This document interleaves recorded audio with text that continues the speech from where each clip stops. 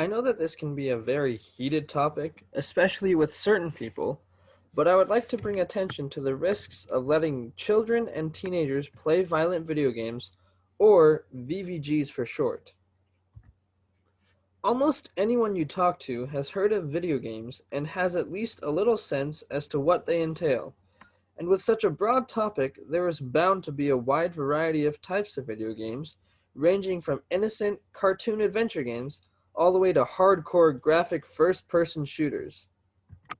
Those hardcore, more graphic video games are among the most popular genre of video game, especially among younger children and teenagers, where the focus of these games is killing mass quantities of characters, blood splattering everywhere, tearing limbs off from others, slicing enemies' heads off, just some of the most graphic things you could think of. It isn't just younger children and teenagers that play video games. There is a wide spectrum of different age groups that like to play video games, ranging from adolescents all the way to men and women in their 60s. But those older groups aren't as concerning when it comes to playing those more violent video games because they will not be as easily affected and influenced by all of the different violent scenes that they will see while playing those games. Young children and teenagers' minds are still developing, and so they are way more susceptible to being influenced by the different sources of media that they partake in. For example, that's why it isn't safe for people under the age of 21 to be drinking alcohol, since their minds are still developing and the alcohol can influence and cause damage to the growing minds of these children and teenagers.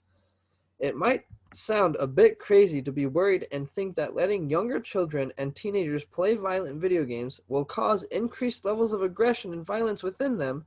but there has been an outstanding number of 3,500 different research studies that have yielded positive results when testing for links between children and teenagers who play violent video games and how aggressive and violent they are.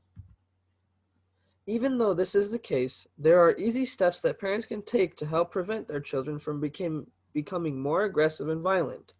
All parents need to do is take preventative action by monitoring what their children are playing, how much they play each day, as well as taking advantage of different parental controls that can be found inside many different video games.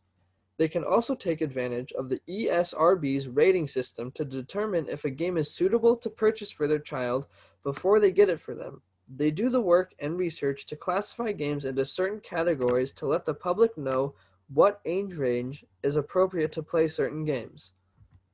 Video games are a great form of entertainment and can also be a great way for families to have some bonding time as well, but parents should approach them with caution when planning on getting them for their children.